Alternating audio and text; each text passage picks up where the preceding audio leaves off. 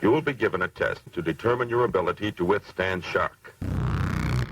Well, look who's here. This is the night when fear and horror walk hand in hand. Do you feel up to it? The most terrifying form of evil is that which lurks within the human mind. Rated X. Welcome to What the Fuck Are You Watching? We're a weekly podcast discovering the disturbing, the extreme, and everything in between. Before we started this podcast, the only movie I have ever watched was Power Rangers, the movie. And let me tell you, man, downgrade in the Zords, okay? Especially Zach, dude. He went from a mammoth to a frog. Freaking brutal. Anyway. Oh my God. I'm Chris. This is Lisa. Hello. And we got Bo. Hi. And let me tell you, speak of the devil, and he'll show up on your podcast. It's SamHel. It's rare, but it happens. I know, man. We are blessed, honored, cursed, maybe. Afflicted at the very least. Oh, man. We are excited for sure. Our first guest. Yay, number one. Yeah. I'm always number one. Yeah. Oh, yeah. Number one in my book, SamHel. I try. I guess we'll just start with, all the different things you do, including your films. I've seen, books and stuff. Yeah, there's quite a bit of stuff. I'm a removed self-absorbed, I guess you could say. I like to throw myself out there and pretend I didn't, so. We'll also be covering the upcoming film, Disfigured Perception. It's a fun little project we did. Hell yeah. Awesome movie. Made it a feature film, so why not? Hell yeah. Yeah, we watched it yesterday. I'm glad you guys made it through somehow. Yeah. No, we liked it. I really liked it, man. I like the little kind of twist at the end. It was really cool. I had to do something. It's there's a lot of similar looks and similar storylines, and I was like, let's just do a little twist at the end because I kind of shot it in segments over maybe like a month and a half. Oh yeah. And wow. the first two segments I was like, it's not enough. So I asked some friends out here if they want to be a part of it. They said yeah.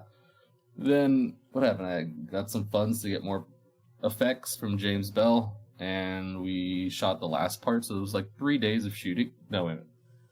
Yeah, 3 days of shooting, and SamHel gave me a feature. Damn. Wow. 3 days, huh? I know. I was thinking 3 days seems like a short amount of time. I mean, I've done some projects, some short films that are like 20, 30 minutes, and it, I can do those in a day, but like something where it's like, it's gotta be like 70 plus, it's like, it takes like, maybe like 3 to 4 days plus. Okay. Oh, really? Nice. Yeah. Man, so looking through your movies, man, every time I jump on your site, samhel.com, I'm always drawn to Vania. Yeah. I am also in love with Vania, and I was saddened to learn that we were supposed to get a feature-length sequel to it. It's we hopefully have somebody who's going to fund it maybe next year, and I already talked with Ossery and they said that they're down. It's just more of a funding thing, and yeah, it's aiming to be feature length and kind of like not like a start over, but like a continuation, but like you don't need to watch the first one to kind of get it. So like I wanted to kind of be a little like stand on its own. So like maybe just a vampire film that's feature length. and you kind of already know who this vampire person is, with no real like ties to like the first, other than like it's Ossery as a vampire again. Hell yeah. But yeah, hopefully that's like the only thing that is for 2025 that I'm like staring at that looks plausible, and depending on Black Friday and if the funder who wants to fund it all like decides to do that, then that will be like the bigger film for that year. Hell yeah. And it depends on where we shoot at. It could be here in Vegas, but I probably thinking New York or like Pennsylvania. That'd be awesome, man. Idea for Vania 2, have Richter Belmont bust through the door with his whip. Yeah. Oh my gosh. Castlevania. It is And so your Black Friday thing that you mentioned, your Disfigured Perception is available for pre-order on the 23rd of November? Yeah, so I do every year like a birthday to Black Friday thing, so it's not just like that okay. Thursday and Friday. So it starts on my birthday and it goes till like the 29th. Oh, okay. Yeah, and then I kind of drop prices for most stuff, and then I kind of release like stuff we've been working on. So it's like that one will be released, an adult film that I'm finishing shooting tomorrow, and then a friend's adult film that I did the camera work on are like the 3 main titles that are coming out. And like we'll have like new merch and stuff like that, but like all the titles, it will be like 50-60% off. So like you can get the new ones, but also not miss out like on prior stuff. And I think everything from my like catalog is pretty much on there. So Awesome. So what are like some of the movies in your catalog that you would recommend to somebody like new getting into your work for the first time? It depends. Like I always try to talk to them, like especially like at events, like when I'm vending, like I try to figure out what kind of films they're into. If they're always trying to look for more, then I'll like push to like movie wise, like Green Hell, Love Dump, which is like the most shocking thing. So if a Serbian film is nothing to them, and it's like, all right, well then try this. But if it's like the most they've seen is like Saw, I'll be like, well, you can try like Let's Stop at the Morgue, that has like nudity and like a story driven slasher film, but it's like a black and white. And then kind of go into like maybe Vania will be the next, because like that's when we start like the erotic side of it. And it's minimal, there's not that much like straight adult content. If they're cool with that, then you know, you just bump it up. And just like, I've seen Vania, I like it. Okay, well, like the next one will probably be like Love Dump, which is probably the most messed up one. Oh, hell yeah. And if they can watch that, then they can pretty much watch the rest of it. That explains why that's the one we were drawn to, that we wanted to watch. Love Dump. Good title to a film, and Yeah. it's a unique, gory, messed up project that I don't know, like it's very based on Dahmer. So I like try to like nice. make somebody who's obsessed with Dahmer and then just got in over their head. Hell yeah. Yeah, I That seen sounds interesting, yeah. a lot of praise for Love Dump. Everywhere I kind of was looking around for stuff, people seem to really like Love Dump. Awesome. It's the one that got like the most noise. There's a reviewer that I didn't know at the time that I guess found it, and he has like 80,000 followers on TikTok or something like that, or 20, something like that. Damn. And he just did like an 8-second video showing the cover and like the story about it, and I like woke up to like a couple hundred orders. Oh, that's awesome. That's to hear cool, that. man. Yeah. That kind of spread the word out a little bit, and then yeah, after that, then I became friends with him. He started doing audio on my films. Oh, hell yeah. Nice. Not about poop though. Love Dump. No. It does look like that, especially with some of the like the stills I posted. Mhm. Yep. I always thought like Love Dump would be like semen drop type of Oh. action, and I just took it from Static X. Oh, Man, now, love has like- so little to do with my semen drops that never would have occurred to me. Yeah, and I just I think I grabbed the name of it and then just ran with it. Oh, And I yeah. was like, that's cool, you know. And then Yeah. it always starts with the title. Yeah, for sure. Oh, does it? Do you have it? I was gonna ask about. I know for myself and other sort of creative types that I know, it's not uniform whether a title comes first or a premise, or. But for you, it's title first. For the most part, I have like a book list of like ideas that kind of start with titles, and then I like dive deep into them. Like Disfigured Perception was supposed to be Presto Grotesto, and it was supposed to be like a shock film that like it had like magic tricks that were like erotic and gory, and ultimately like the scene that I was supposed to film for it, that was supposed to start it, like it didn't happen, so I just kind of like shot with other people these weird ideas, and that kind of came together, and then the ending came, so I was like, this doesn't really fit like that magician magic show anymore. Like, so we got to change the name. And then that was kind of like the hardest part out of everything, is like, well, what do you call it? Yeah. Okay. But for the most part, it's like Love Dump, and then it's like I wrote to it, and then, or like Vania, Castlevania, like I was like, okay, well, cool. It was originally called the Euphoria Effect, which was like someone who believes they're a vampire, but they're ultimately not. It's just like a weird effect. And then I was like, I don't think people know how to say that, so Yeah. You're correct in that assessment. Yeah. Sure. So it kind of goes with that. Like, I'll play with something, I'll shoot it, and I'm like, this doesn't really work anymore. Or I'll be like, oh, this is perfect, because I shot it to the title's name. So Nice. Hell yeah. You mentioned that it was supposed to originally be like a magician, Disfigured Perception. So, does that mean that one day we're going to get a magician Gorefest movie from you? It would be cool. I think so too. The girl who brought up the idea for like the main idea of it, like I guess the main scene that it would have ended on, and I would have just filmed the other stuff that was like a build up to it. We were supposed to shoot it, and she was supposed to be in another project, but I guess she couldn't make it out to Vegas at that time. Oh, okay. So I was like, okay, well, I don't know when you're coming out next, so like I can't really cater to like hold like taking people's money who helped to kind of like fund it, and then hold money here to like film the rest of it. Yeah. And then wait for you to possibly come out here to shoot it, and then I don't know if that could be like next week, next month, or like mid-year to 2025. So I just didn't want to do the scene because it was mainly her idea. Yeah. I kind of built around it, and if I like put somebody else in it, it's like it would be like taking her idea, and I was like, so if she's down for it, sure. She does come to Vegas a lot, so I was like, all right. Yeah.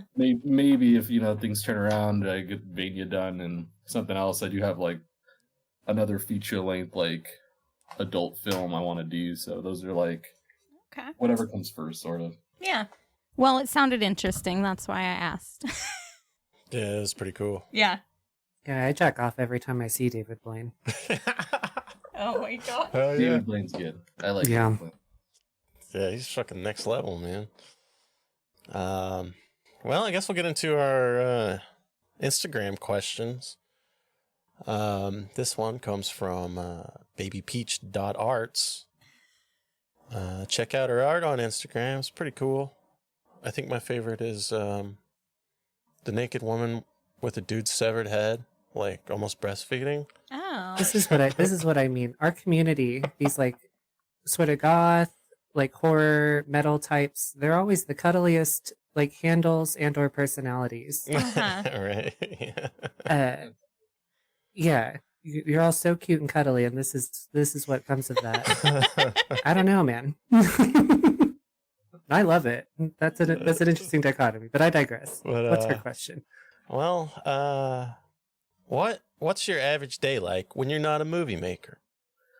A lot of deciding how to push out these movies, as in like advertise them.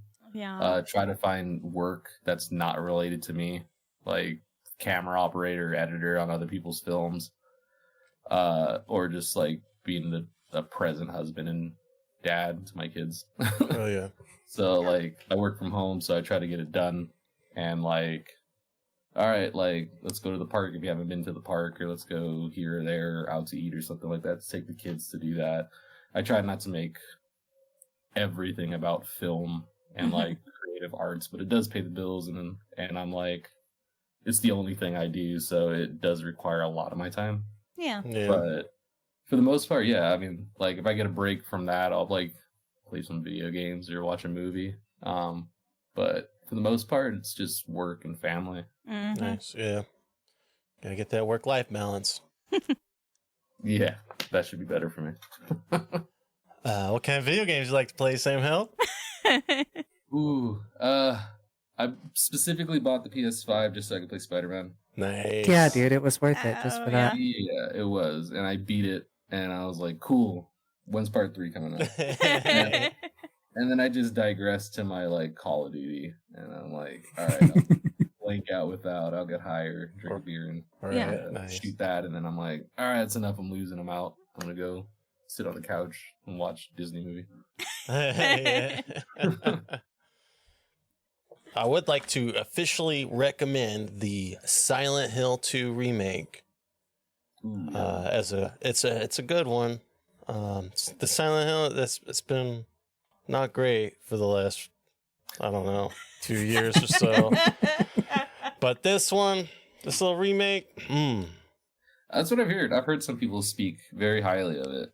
And especially with like the horror community and films, it's like horror games are next. And I always get told you should like go check that out. But I don't like jump scares, so it's kind of like... yeah. I'm on the same team as you with this. I think jump scares are like cheap and also like not really, I'd say almost ineffectual. Like they don't carry over. Like you can be unsettled by a film and it'll linger with you, but like a jump scare, then it's over. Yeah, I don't sort of get that same thing too. Like it's a little bit lasting longer if it's like I have to think about it and realize how like messed up it is. And I'm like, wow, that was when it gets jumped. I'm like, oh, okay, cool. Freaking out for a second, but we're back to normal. Like, so yeah, I understand that. I get that a lot. My thing is jump scares don't even freak me out. I just laugh for a second at everybody else getting freaked out by them, and then that's it. Yeah. I like the things you have to think about. Yeah, I tend to kind of like, once I get a jump scare, I'm like, all right, cool, that's one. And then like part 2 will come in, or like a second, I'm like, all right, this movie's over, or this show's over. Like, yeah. Like I checked out. All right, our next Instagram question comes from Hexilox. Hexilox asks, the story that got SamHel into making films like this. So what's your story, SamHel? How did I get that? I don't really remember. I know I got into filmmaking. This friend of mine at the time, he's still a good friend. His name's Craig McIntyre. He does a lot of movies for Trauma. And I met him at another filmmaker friend of mine's screening of his film called My Name is A by Anonymous by Shane Ryan. And that guy showed up, and somehow they were friends, or they knew each other. And Craig asked if he needed help, or he asked he needed help. Could Shane come? I think he was busy, or maybe he was there. I don't remember. And I said I could do it. And then I went there, and it was either at his house or it was at one of the producers of the X-Men's house. And I've noticed that a lot of people in the Hollywood industry, independent, porn, and everything, all kind of know each other at a certain level because they all kind of grew up together. And somehow that director asked me to come help. I kind of saw how everything was made, and by that time I like really didn't look at behind the scenes, or if I did look at behind the scenes stuff, it was a lot of like Hollywood. Director sits on a chair, there's 30 people there, there's a camera operator, an audio guy, and I'm like, I don't know how to get into that, or how I would even be like heard as a voice to be in that. And when I went there, it was Craig holding the camera that he bought at Best Buy. The other guy was his best friend at the time, who was mainly in his films and his prior films. Then it was Charlotte Stokely, who's a adult actress, pretty big adult actress. It was then, I think, at the X-Men producer's house, or he has some ties to X-Men. And basically, he was blooding the floors, blooding like his sliding door. Like there was like a pool scene of like, it was like a zombie film or something like that. Oh, hell yeah.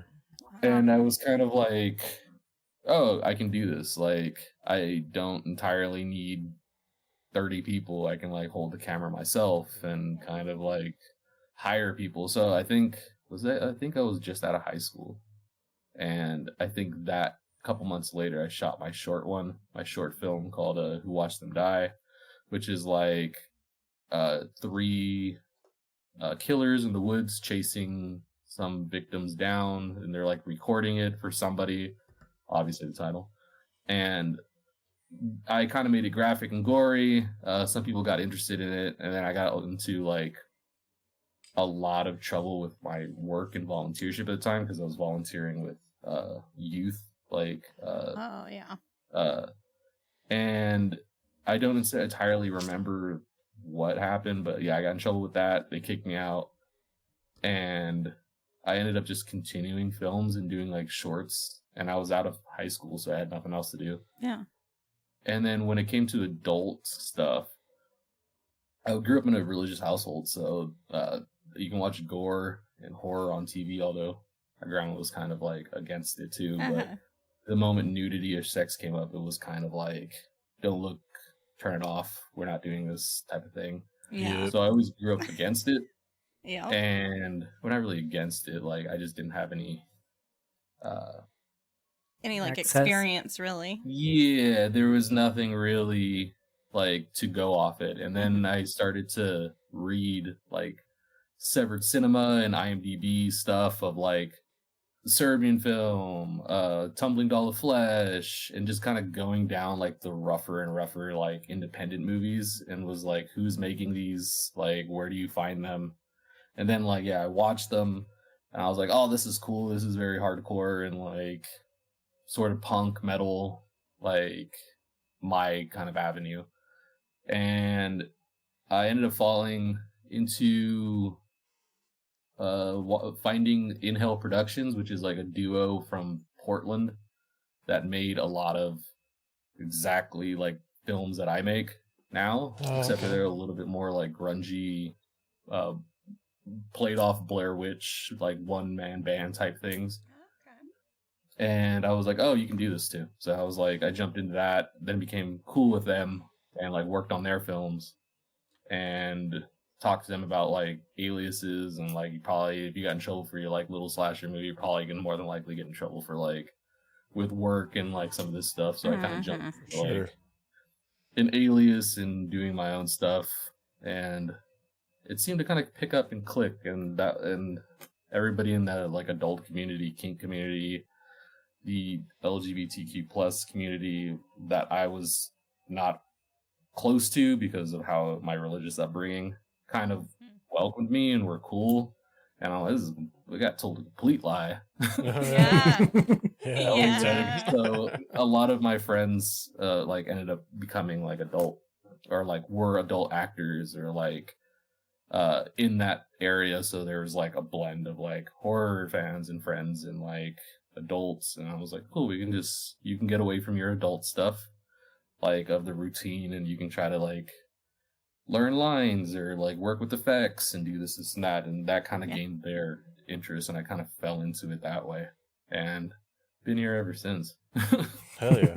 Yeah. I know. I hate like the negative ideas that people have. Like, even if we tell people we're watching these kind of movies, they're like, what? And I hate it. I don't understand why we have to be like this. But it is mostly because of how we were all raised to think that it's bad. Yeah, I think there's just like an inherent, like, especially with like media kind of twisting stuff that happened, like Ted Bundy. Was it Ted Bundy? Or Dahmer had The Taming of Rebecca, which is like a BDSM film from the 70s, the same type of thing I explained before, like in his VCR.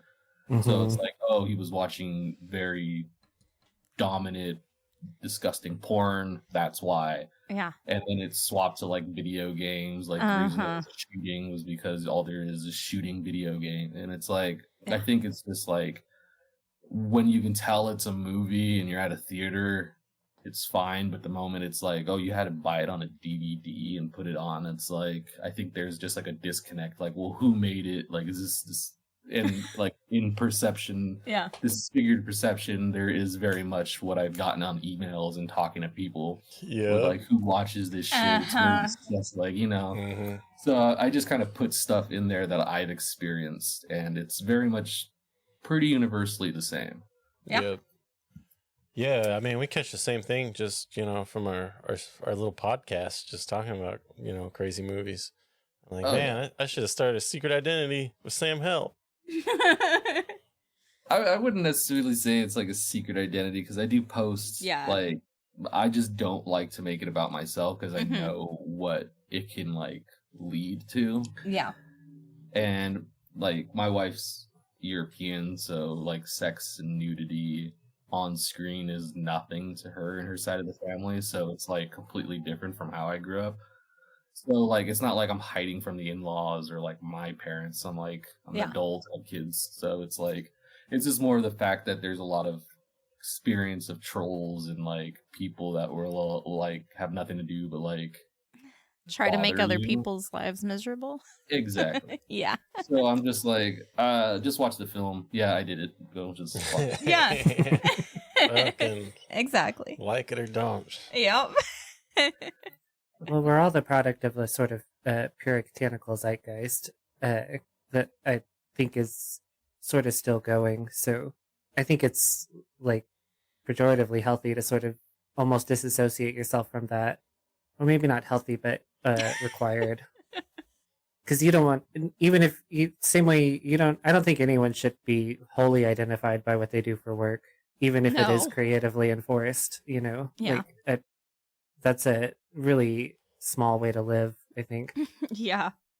Yeah, unfortunately, that's like the hope. Unfortunately, I got like the other side of that thing because when the volunteership left, I was kind of like at a bad area too financially. So I had a friend who was in the same area that I got removed from, and he didn't care, but his higher ups were like presented a file of me, and so it was like, okay, like I guess there is no separation here. But yeah, then I've kind of worked for some other people, and I don't care what you do. I'm like, as long as it's not like killing someone or doing something illegal, like or like giving bad press to like us, like I don't care.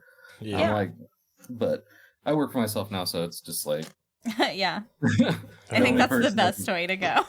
I try to do that. It's hard, but I don't have to hear people. Hell yeah. Thanks to babypeach.arts and Hexilocks for the questions.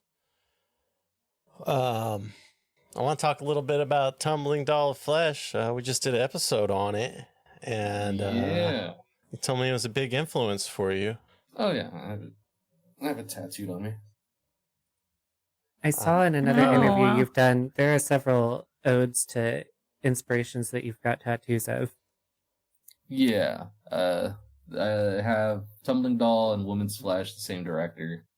I have Rubber's Lover, which is a Japanese cyberpunk film, which is a good one. It's crazy. It's not adult really, but it's like a black and white, gory, what the hell, fetishy horror type film. And then I have Della Morte Dell'Amore, the Cemetery Man on my thumbs, and Tales of the Quad Dead Zone, which is like a shot on video weird horror film. And what else? Do I have more? No, I think that's it. I think those are the only film related stuff on me. But yeah, it's usually like I have to explain them all the time. So like I'm like, no, it's not just a girl that's being killed. It's a movie. Yeah. Well, you had that deep dive on Tumbling Doll of Flesh that I linked in our show notes of our episode of Tumbling Doll of Flesh. And that's really just kind of how we linked up, started talking about it. I was bored one day, and I was like, "There's got to be more to this." And then I was friends with a guy who owns Massacre Video, who released Tumbling Doll and Women's Flesh, and he had like a direct correspondence with the director and like the producer or the cameraman, because like And he was like the one who was like, nah, a lot of the stuff you hear online is kind of like just myth built up by bootleg sharers that like, I got this tape that was given to me by a dude in Japan who said like model killed himself by throwing himself in front of a train. And yeah, because the movie was so messed up, and I'm like more than likely she just like stopped doing porn. Like, Yeah. Which makes more sense. But yeah, I did a deep dive and I translated a bunch of Japanese write-ups. Like I think it's like a film reviewer from Japan during that time who found it, and then like was mixed in with like the guy who interviewed the director and something else. But like, yeah, I tend to go deep with stuff I like. Hell yeah! No, I love that, man. It's been kind of hard to find, facts for old movies like that, especially the Japanese ones. So it was greatly appreciated you doing that, getting it all a little boxed up for me. I try. Like I kind of like hate going on subreddits and like reading stories, and I'm like, that's not what happened. Like, yeah, like, really, like this should be like I should go find this film that like killed somebody like at night, and it's like that didn't happen. Like,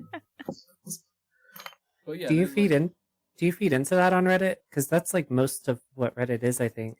Do you get on there and as I say, I think it's a waste of people's energy, but I wondered, some people do. No, I try to always be like, yeah, it's more than likely it didn't happen. Like, there was another, like, why is a Serbian film not like the most disturbing film? I'm like, well, it's not the most disturbing film anymore. Yeah. It's like the last film that got the director in trouble at a film festival, like had police involvement, that nobody really knew where it came from. Like there hasn't really been a film like that since, besides maybe like Terrifier, who like people are puking at the theater. Yeah. Like that's kind of what you hear now, but like as far as like outrage from a film, it's been kind of rare. So you hear somebody be like, it's not disturbing. I'm like, oh, it was. Yeah. If you're at the theater puking over Terrifier, your bloodline is weak. We recently saw it. We just recorded an episode. Terrifier 3. Yeah. For it, yeah. I haven't seen it either. They're fine. They're good. They're not puking the theater good. They're good spectacles.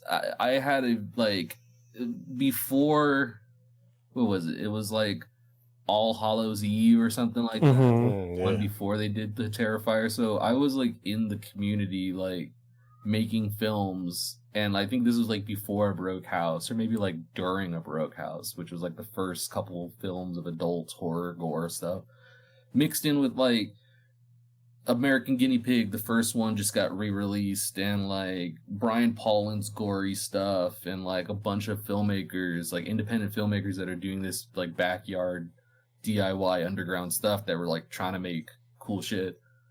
And then there was like a guy like in the same groups promoting Terrifier, and this was like also like 2 clown horror movies were out in these groups already, like 100 Tears, which Unearthed released, and Circus of the Dead were like the clown movies of clown gore. So like when you're in those groups, those are like the homies that were like making those films, and then you have another dude who's like, I'm gonna do this, like I'm gonna do these weird or this like gory clown movie. There was like hesitance of like, okay, we already like have that. And then it was done, and then I remember part 2 going on Indiegogo, and part 1 made it to Netflix, and everybody was like, what the fuck? Like, yeah. And then it's Terrifier 2, like Indiegogo blew up, and we're like, oh, that's the gem in like this community, or like that this person like was talking about. And then a lot of people just loved it, or a lot of people just were like, fuck that. Yeah. Yes, I see that too. I was very in the, can you stop talking about politics, dude? Like, 'cause the main actor was like really adamant on politics. Oh shit, really? And I ended up like dipping out and not really focusing on it. Yeah. So I was like, and then next thing you know, there's like, why is this at Spirit Halloween? Like, this was in our group of like 10,000 people. But I'm glad he made it. You know, he could he's making bank off it. He's doing that. Oh my gosh, yeah. Fantastic. Like, I wish I could do that. Yeah. So, I mean, along with Tumbling Doll of Flesh, like, what are your other influences? I mean, I do have like interests that like they don't really influence my filmmaking. It's just like I wish I could do something like that if I had a budget. So like Fincher's movies or like the original Girl with the Dragon Tattoo. I wish I could do like mystery thrillers like that. Yeah. But like as far as like influence, yeah, like the Japan stuff, like I said, Tumbling Doll, like the In-Hell Productions, which Massacre Video just released like their shorts. So if you ever wanted to like see them and like compare, like, oh yeah, he definitely like got influence from that guy. Like Richard Kern's films, Kenneth Anger, a lot of just like real independent people that were like doing stuff and like not caring to like make it to Hollywood making it.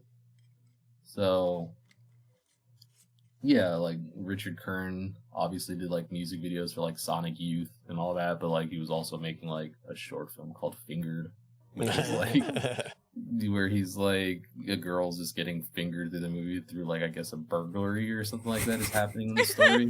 Damn. And I'm like, that's pretty punk. So I'm like, so I like followed that, and then a lot of like stuff from like the 70s where it's like Water Power, Forced Entry, which is just like this guy obviously wanted to make a home invasion movie, but like let's throw rape into the storyline. Yeah. Okay, like showed in a theater in New York, and it's like, okay, like these things are kind of like they're like more graphic, more disturbing. They're obviously still films, and it's like there's an audience for it. So I was like, cool, I'm gonna like fit into this niche, but for like 2010, 2020 type stuff. Okay. And then there's no outlet but DVDs and Blu-rays for them, and like Film Fest, but like, yeah, fun stuff. Hell yeah. Well, you know, we have been talking a lot lately about we're just gonna get back into DVDs because streaming services suck now.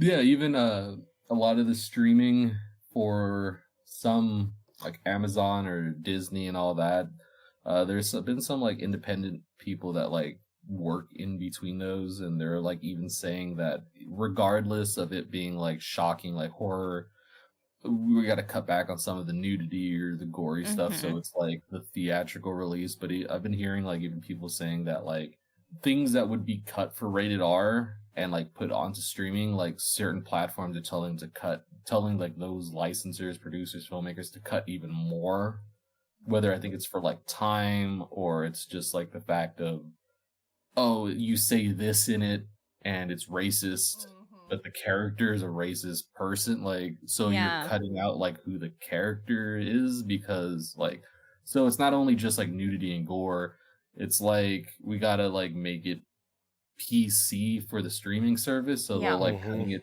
instead of like a 3-minute cut, it's like a 15-minute cut, like removed from it, so you're not even watching like a theatrical release, you're watching like a super cut version of it.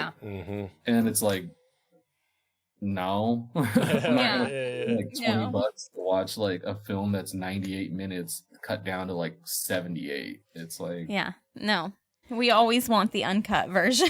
Yeah, for sure. Yeah, and like I remember like putting on movies that I like was like watching like on like Hostel or something like that I will put on like at Halloween or something like that. I'm like, that's not the same movie. The whole scene is missing. Like, and I don't like that, and I'm like, yeah, it sucks, man. They got us all corralled into these streaming services, and now they're just fucking choking us, dude. Yeah, like some of them are keeping like some of the independent ones are good. Like I hear Shudder is good. Tubi is like the only one that's like really not doing it, and it's free. But like Shudder and like Tubi is about it. Everybody else has like major protocols, and then like I think Amazon pays like the filmmaker like a couple cents per ad. Yeah, I've read pretty remarkable figures about how payouts work for Amazon. I don't know why anyone's still putting shit on there. Yeah. I think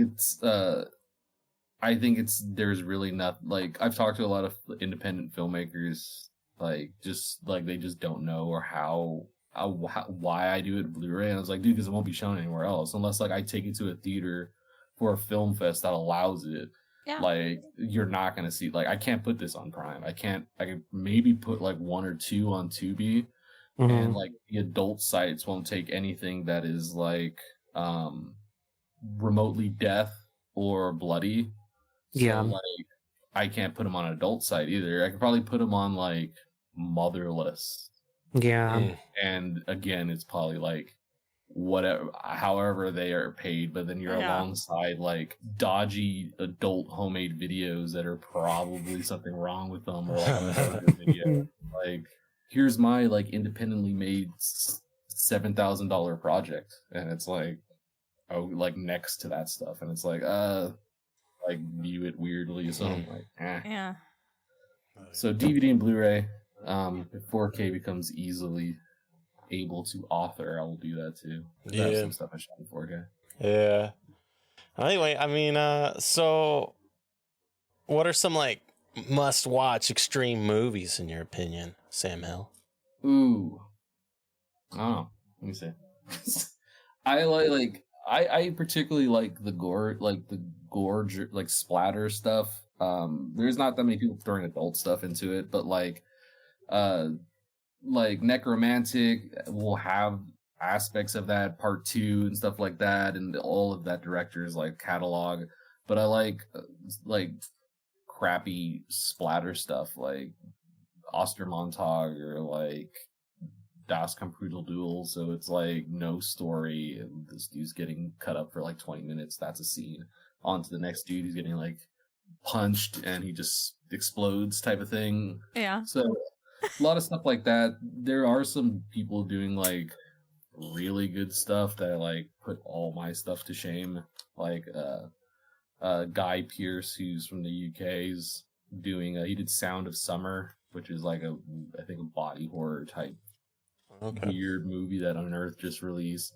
He's doing another one which he just did with the director, I think, of Cat Sick Blues. And it's like a weird horror haunted place type, like Blair Witch, but like in a Japan type setting like that. So I like stuff like that. Anything from like that Unearthed release. So like even their productions like The American Guinea Pigs, which is off of the Guinea Pig series from Japan. The owner of Unearthed got rights to do the like continuation of it for America, so he's picked like American directors to direct like their own films. So he did the first one, the effects artist and director for that one did the second one, and then he kind of went off the rails a little bit and got like an Italians guy like that did one. He kind of just threw it in his third, and he did I think that's 3, so he did 4, and then the 5th one's coming out, and I was able to work camera on that. Oh, nice.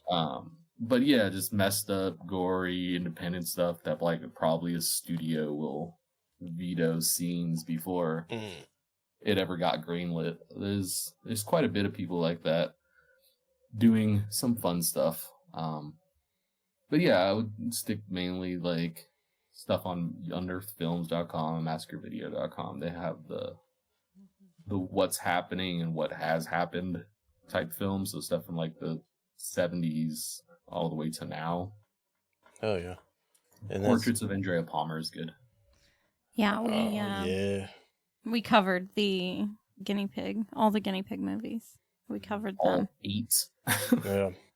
And that new one's, it's what, Slaughter of the Swine or something like that? Yeah, that's like the 5th one that's coming. That's the one I worked camera on and did AD and a bunch of stuff. Hell yeah. Hopefully we get it soon. I think it's been in the work for a while, hasn't it? Yeah.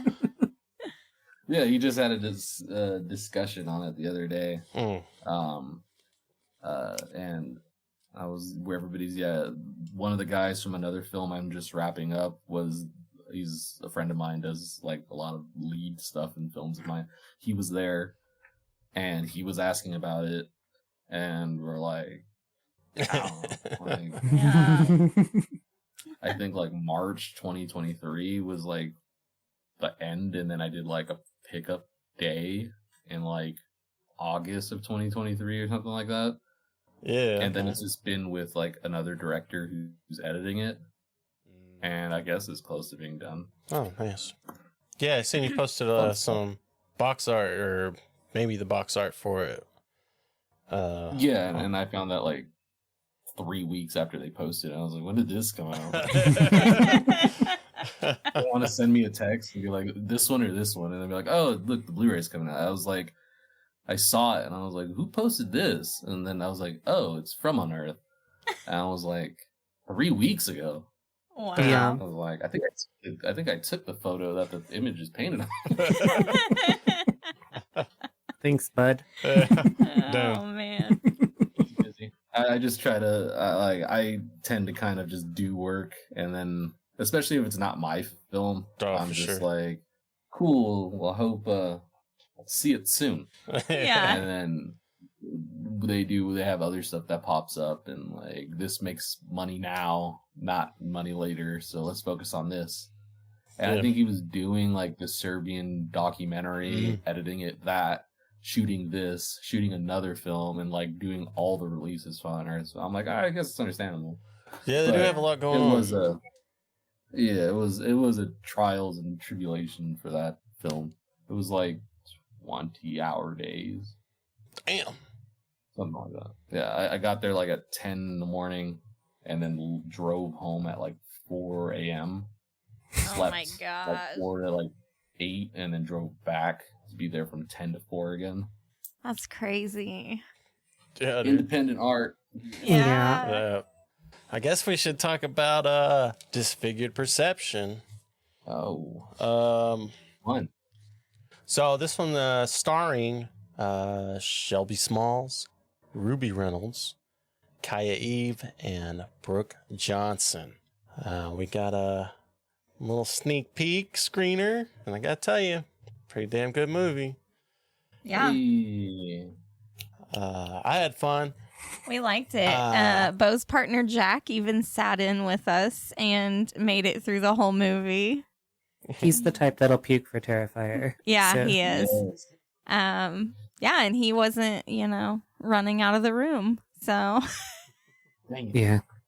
He went he hardcore winced and shuddered after the plot twist. Okay. yes, he did. We thought we were That going to scene was lose a bit him. much for him. I thought he was going to bail. I really did. Yeah. We were like, oh, Jack's out. And he was like, no.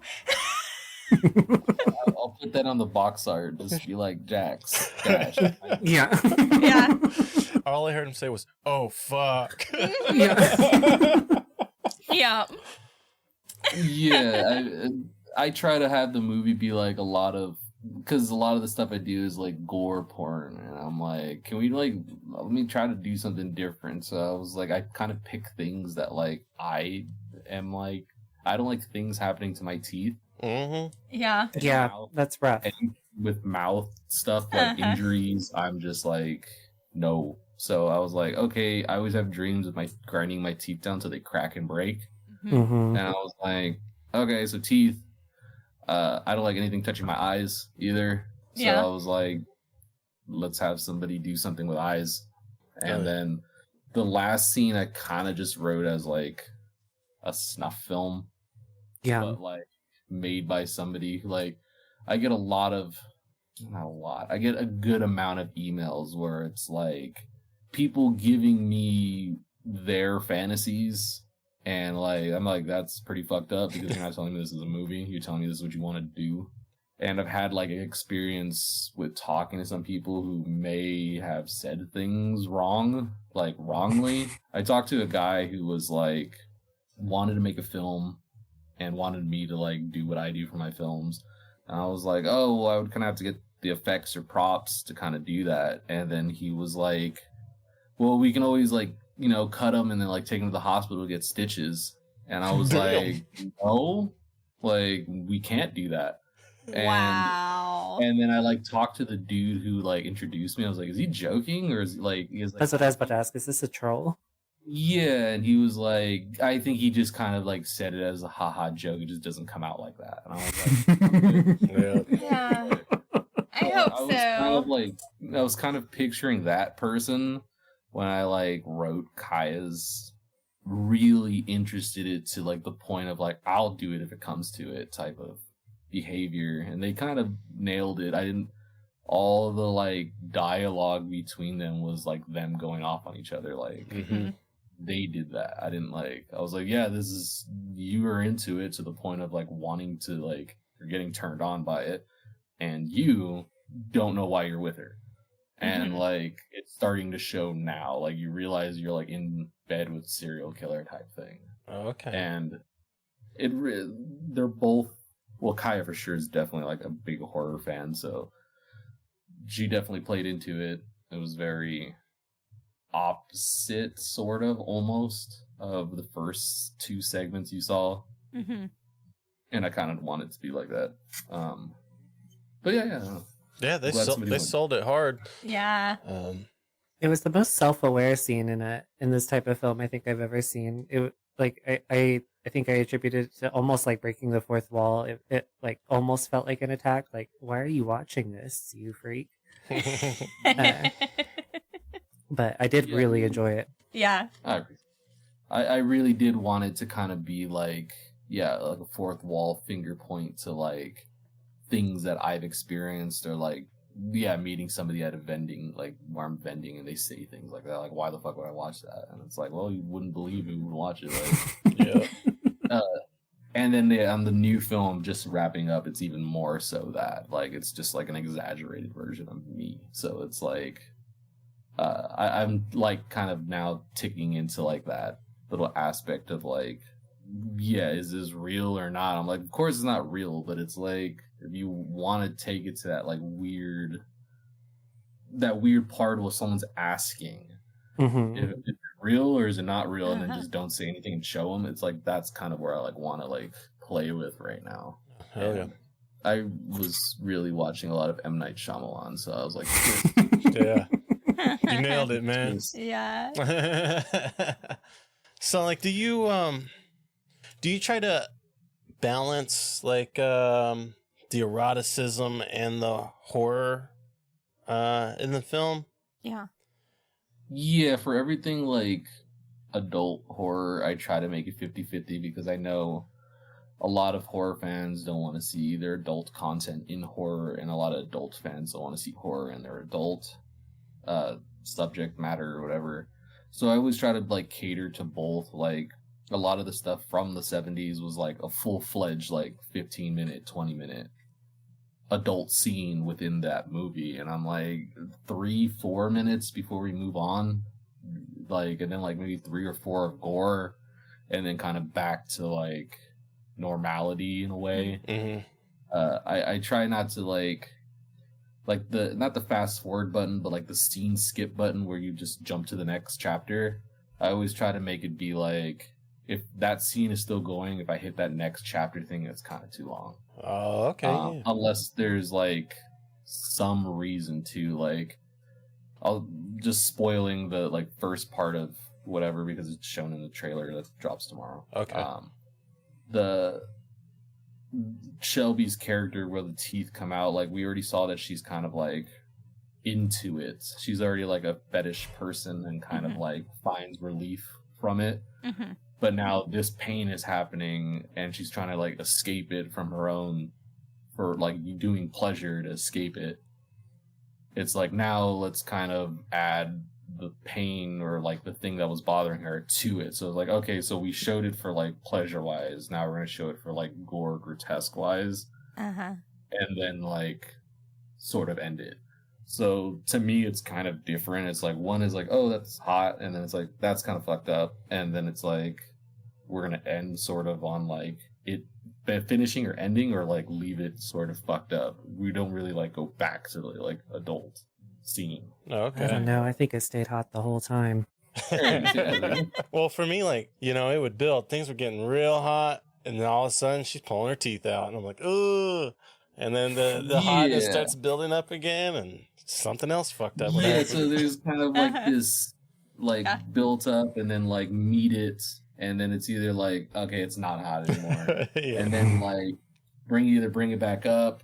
And then like I always try to leave with one rather than like leave with both, where it's like the end scene where it's just like one person obviously didn't want it.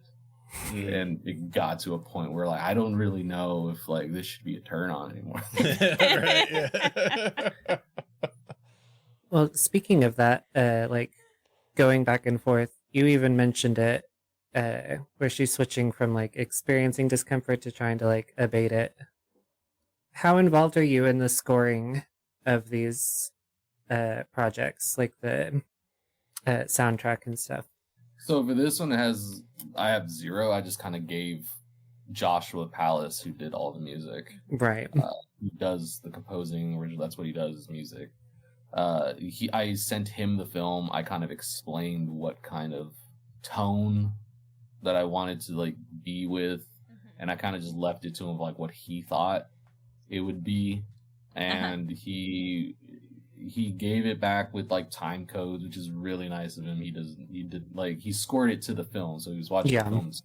And there's just points where it was like that track is way too boppy, like because like I said, we saw like she's starting to go kind of crazy a second, high intensity music, and then she realizes that like she's either cracking her teeth or falling out due to whatever happened. And I don't think the house music needs to kind of go there. Like, so like that, if he says it's supposed to go from like this scene all the way to the next, I'll check it out and be like, nah, it's like good for like the erotic pleasure things, but I think it should end here and bring something kind of like moody in. And I'll do that on my own. Like, like I kind of have like, I do have final say on how it like it is, and it's not to the fact that like he's not good at it. He's definitely 100% good at it, and definitely knows what he's doing. But I think it's just like when I look back at the scene, it's like, nah, I think this is it's gonna take somebody out of like the beat of it is like she's just was experiencing pleasure and like trying to get out of this buzzing mindset to the point of now she's in pain. I don't understand, like the music can't really flow the same from here and there. So that's when I like cut it and like add something dark and moody or creepy or something like that to it to kind of change it up a bit. And it's kind of like a 50-50. Like he definitely hits the mark, and I'm like, I may have moved the mark during editing. So I'm like, oh, let's just sort of change it. Well, and I've got to give props to your perspective then, because I agree. Not to the same extent as he probably has, but I've been involved in a lot of like soundtrack stuff, and I thought sort of how you just pointed out. I think for me anyway, it definitely would have changed the film if the sort of manic like house beat kept going, because it like for me it's an audible cue like, oh, we're definitely switching headspaces here. Yeah, like one of the scenes where she's kind of like feeling pain and you hear like the buzzing of like that's going on that's supposedly in her head, and she's like walking back and forth and trying to like take herself out of it, or like masturbates, you know, or like sits up and then realizes like I gotta move, like I gotta leave. Like it's all good, and even to the moment where she's kind of being like quirky, where she like leaves the bathroom but then sticks her head back out. Like, yeah, I remember that. And then it goes into the bathroom, and you kind of realize, like, oh no, there's like something wrong. Shit's getting real. Like that music that was playing before was like going all the way throughout to like she enters the room, like afterwards, and I'm like, it's like it's literally too bouncy to kind of like, she's like breaking her teeth off. Like I think where you had it was Yeah. way more nuanced and effective.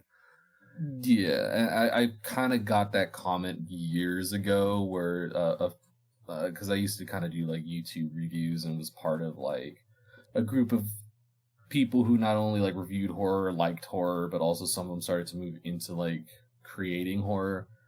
And one dude did a short film, and I did like some sound design music for it, and he had the same comments to me that I kind of made to that, and was like, it just doesn't fit the thing. And I like looked at it and I was like, you're right, it doesn't. And it's not like it's bad, it's like a learning thing that I learned. And I was like, not like everything can't be like high pitched, high bouncy when the scene changes. And then I kind of just learned it from that. And I was like, oh, sick. Okay. Well, then your composer's never going to have the same, like, you're not going to have the same perspective. That's regardless. what I was. Yeah, that's what I was gonna say. Like, it's your movie, so you know how you want it to feel in the scene. So I get that and I'm you sure have to like kind of be like, okay, this is what I want here. Yeah, and since like he's not like here doing it, I'm not like over the shoulder. Like, I also give him like free reign to kind of, you know, do what you think, and then when I get it back, I'll like fix accordingly. Like he had the music ready for the trailer, and I kind of was like found the other music that he sent in was like way more like interesting rather than like the one he kind of did quick to kind of get it for the trailer. And I was like, no, these other ones are like really good. So like I sent it to him after he like sent me the original track, and he's like, oh, you blended like 2 tracks together, that's really cool, I liked how you did. Like, so I was like, so there's not like any like hard feelings about changing that or like you did like it didn't work or something like that. It's very like collaborative, and I like that he does that. And it's not like some people that like I've heard that work with composers, it's like, no, it's got to be like, I'm like, no, it definitely has to change. Like, there are some difficult personalities out there. I did want to mention specifically it was it was almost like a fugue that he sort of goes in around for the entire like last scene. I wanted to ask what was wrong with Mr. Palace. I wrote down, did his sociology degree ruin him, and that's why he writes like that in C major, which is a joke. It was very effective. God. He's obviously a very good composer because it was maddening. Yeah. You're talking about like the last scene where the music just goes. Yeah. I liked that idea, and then I just changed it because I ended up being like, I was like, wow, it is maddening. Like, it is maddening. I assumed, I was like, this must be what they were going for, because I was like, that is. I think it was more of the basis of I was really wanting something different from the first part, because the first part does go up and down, and I cut it up and I added sound design of like, obviously I don't use like the girls moaning because I'm giving like direction to, so I like kill the entire audio and then I rebuild it, and I like use other aspects of like other things that maybe filmed or did audio with, where I was like, so like I'll take moans or I'll take like the buzzing of the head, like to kind of like, some people would get like, if you like pay attention, like every time like she realizes the pain's getting stronger, like a buzzing will go higher or whatever. Yeah. And then when it got to the twist, I was like, well, I don't want any of that. Like, I don't want like anything related other than like the score from what we just saw slightly playing in the background. But when I did the sound fully for it, I was like, I think it is nauseating. What is watching kind of matches, but like I have a feeling just like kind of noise music, like at a certain point someone's going to turn it off. What they're watching is just because the music is really driving and really kind of like doing its thing amongst the visuals. It makes the visuals sort of seem repetitive, especially with what happens. So, and then I like showed my friend after we were filming Gore Rot, which is like just a horror film I've been doing. And I showed him the ending scene, and I was like, like, I don't like that. Like, and it was like, I sent it to you guys already. And I was like, the music is very good. It's just really repetitive with the scene that's going on. So I ended up kind of doing the same thing that I did in the first part Mhm. Second, slightly different, like less sound design, more music, but just kind of chopped up. So like it's starting with the music that is shown and then it ends with the music that is shown, but in between, like what happens after like the first couple minutes and then like before the last, I changed it to like the sound design of just moodier music to fit what was happening next and what was happening next. So I do get what you're saying, that it is repetitive. Oh, well, I didn't necessarily mean it as a criticism, because it almost felt, I mean, I won't argue with some variation, but it was like it kept compounding upon itself, so it was building along with, what was happening. Mm-hmm. But yeah, I will say the effect, it left me reeling. Yeah. Yeah, and I was kind of like thinking like which one's better, and I think for mine it was just like no, that's really, really compounding on top. Like it was really building on itself, and it gave that feeling, but I think in the way I didn't want to give it. Yeah. Rather than like nauseating through sound and visual, rather than nauseating through what you're watching. Yeah. And I kind of wanted to drive home more of this is happening rather than like, this music is really making this swell. So I tried to take both. So I like left a majority of it in there and then like cut in some like down music. So like when she's like kind of moving around and kind of like choosing the next thing or kind of being cannibalistic with it. Mm-hmm. Like, okay, cool. Kind of wait a minute. She's picking another part and then the music will come back and it's like, we thought we were done with it, but it keeps going. Yeah. Yeah. I will say the sound design in the first half with the buzzing and the voices. Yeah. Like we were listening in these headphones. And so every time I hear those voices, I'd like look behind me like, oh shit. Like I felt a little crazy. I had disfigured perceptions. A joke he's very proud of and made often. I really liked that. Like, I like that somebody would kind of be like, it's happening to me, like, type of thing. Like, yeah. And because it's never really, well, she kind of does say what happens, but I didn't really explain. It's like, she just got back from the hospital and, like, the hospital was like, oh, no, you should be fine. And then it's like, which is my fear of, like, spending this entire time dealing with an injury or something wrong with, like, my kid or something like that. Be like, no, there's nothing wrong. Like, you got a head injury, we fixed it, go home. And then you go home and something happens. That was my fear, and like if it getting worse, where it's just like I'm bleeding through my bandages. They didn't say anything about that, and then now all of a sudden I'm starting to get like mental fractures where it's like buzzing or like an unrelenting pain mixed in with like my thoughts are audible, like almost like a schizophrenic type of thing. Is it me or is it the injury type of thing where it's driving me insane? With her, it's she kind of explains in the echoes that she's kind of that way, and it's just now intensified. Whereas, like, she's like, I can't stop being who I am. Even when the paramedics came, I like couldn't let the show die. So it's like she's talking to herself, and then now like her inner thoughts are becoming audible to us. And I really wanted it to be like, am I tripping right now? Is like somebody talking? Yeah. Yeah. Sort of like it's going in your home type of thing. Yeah. And that was, I try to make it for that. I like things like that. Well, I think you nailed it. Yeah, for sure. Yes. You did. It's good. I tend to kind of put a lot of emphasis on what I create. And then even though some people are like, this looks like you did this in your backyard. I'm like, well, first off, we did do it in the backyard. Yeah, that's, yeah. Yeah. What are you doing, motherfucker? But, yeah, no, I tend to try to go make something out of nothing, but the something be quality. Yeah. Yeah, it was like the cinematography and all that. I really liked it. Oh, good. Damn good movie. I'm charging correctly when I do my camera work. Man, hotties all the way around. Loved that. Yeah. Oh yeah, these are beautiful people you work with. Yeah. I try to include everybody. I don't like to force people to be in my projects. Like, come on, I really like your work.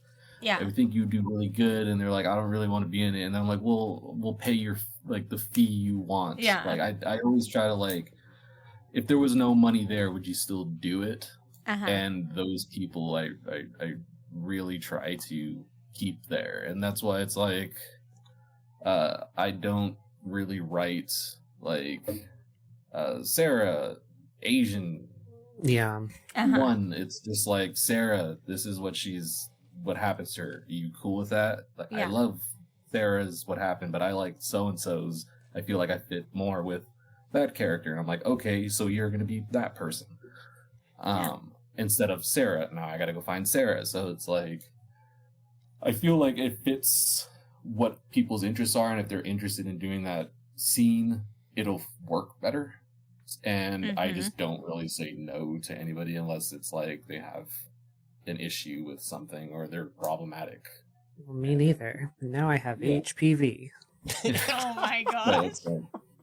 I mean, it works. Sometimes Yeah. it fits into the scene. It fits into the scene. If it doesn't, I'll write it for you. Like, Oh yeah.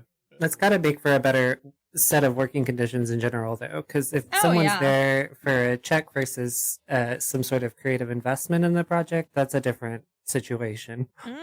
yeah, I kind of can get the gist of it before hiring. I don't think that there's really, I've been on sets, they're not mine, that usually someone's there because they have a name and they're like, they'll do it for the thing, and it's just like the paycheck or whatever, and it's like, they're not really present, they're not really like caring if this gets done or not. Like, a lot of people, when like the people I shoot with, are just like, they're there early, they're giving their own input of like, I think maybe she should do this, and it's like, okay. Like, I think the audible talking to herself was maybe Shelby's idea too, where it was kind of like, I told her, I was like, yeah, I really wanted to make it like, she's freaking out, and what do you do when you freak out? Like, someone that's talks to herself mainly, will it enhance? And she's like, oh, I could do that, and like hopped into her like I do this when I freak out. So she kind of contributed to that to make it seem more like that. And I really usually those people that like don't care to be in it won't be collaborative in the creative process. Right. Yeah. Oh yeah. Yeah, we really loved that they weren't like super skinny, like, you know, not every single girl was super skinny like we've seen in all the movies we've watched pretty much. Yeah, that is one thing that I try to do, is have different, like, a variety of different people, different backgrounds. I don't say no to anybody due to their like who they are. Like, in the beginning of A Broke House, a lot of people thought I had like a hair fetish, girls that, or anybody who just like didn't trim their hairs, but it was just the more part of, that's their thing, that's what makes their money, and I'm not gonna have them shave for a scene in a movie. Like, if they want to, sure, but I'm not gonna make them do it. It's not, we're not dealing with thousands of dollars here where it's like, it's a life-changing experience, I need you to do this for this, like. So Shelby was just somebody who followed my work and was interested, and the times lined up. I found Shelby's fitting into what I was doing, and the only thing I think I had, like, I picked wardrobe. This looked better on camera than that looked better on camera. I also was like, that's Shelby. I didn't change her hair or tell her to like redo her hair. Like, just come as you are, sort of thing. Yeah.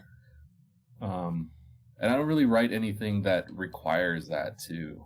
Like, everybody's just like, I write a character and like, oh, you're kind of good, so you're the character now. Like, but I have gotten shit over that. So. Well, I think it's awesome. Yeah, that is awesome. I mainly do that for my films, and I had a friend of mine who shot something, I think, before I was even born, and had me edit it. And I edited the film, and I released it, and I got a couple of emails that were like, I can't believe you used somebody so skinny in your projects. And I was like, well, I wasn't born when this film was shot. And I'm not gonna if they're skinny or a little bit heavier, I'm not gonna like deny them roles over it. Yeah. Like that's how they are. So it's like if they're hyped about it and they're into it and they're cool to work with, you got it. Yeah. That's about it. That's what it is for me. Well, even in Disfigured Perception, we saw, the balance too. Like we had the super skinny girl at the end and also the bigger girls. So yeah, I think it's a good balance. Seems like you're all about balance. That's it. It's the balance. I don't have that much balance in my life, so I try to make balance in the creative aspect of it. Yeah. Quick call out to if you're consuming media from somewhere called anything with Baroque in the name, and you expect like bald pussies. Like, do you know when the Baroque period happened? Get a grip. Yeah, there's a lot of stuff pulled from stuff like that where it kind of matches. A Baroque, Tumbling Doll of Flesh, their parent company was a Baroque. Yeah, I think it was just Baroque. And then it was made by Aroma Planning, which is the big Japanese porn distributor. They had subsets, which is Aroma Planning was it? And then the subsets were Psycho and Baroque. And I kind of took that from them and put a Baroque house, which is a Baroque house. We're broke. And yeah. But yeah, it ended up kind of mimicking that type of period. But, well, they were way cooler. Yeah, I tried. Disfigured Perception, November 23rd, 2024. Pre-order that shit. Yeah. Do you know how many copies you're gonna press up? It may just be standard altogether. Just no limit. I may do like a limited cover of just something that's more graphic, especially knowing I didn't take that many pictures on set. A lot of the stuff pulled for promos, pulled from the film. But there is photos of the end scene of like what happens fully at the end. So I may do like a limited graphic, gory cover of what happens. Okay. That's like limited to like 100 or something like that. All right. And then just the rest have to be just normal cover. So there'll be no limit on those. All right. Cool. For those collectors out there. Oh yeah.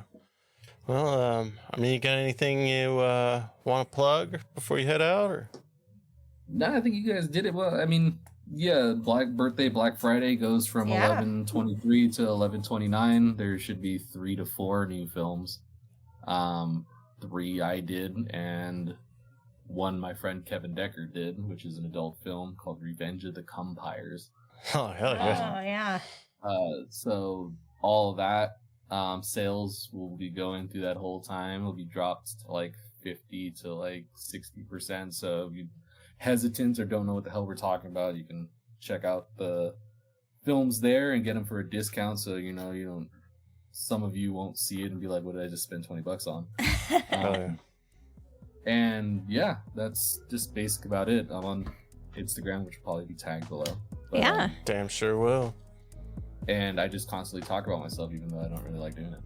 All right, man. Well, thanks for chatting with us. Yeah. Anytime. All right, man. Talk to you later. I'll see you. Bye. Big thanks again to SamHel for hanging out with us. Since recording this interview, it looks like Vania 2 is funded and up on Indiegogo.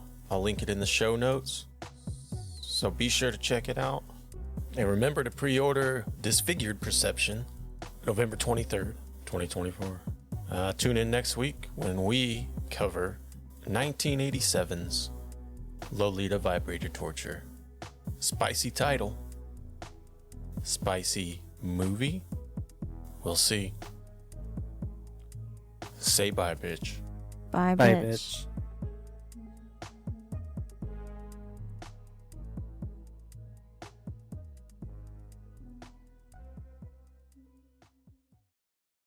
That's damn good. Did you think this podcast was as good as instant noodles?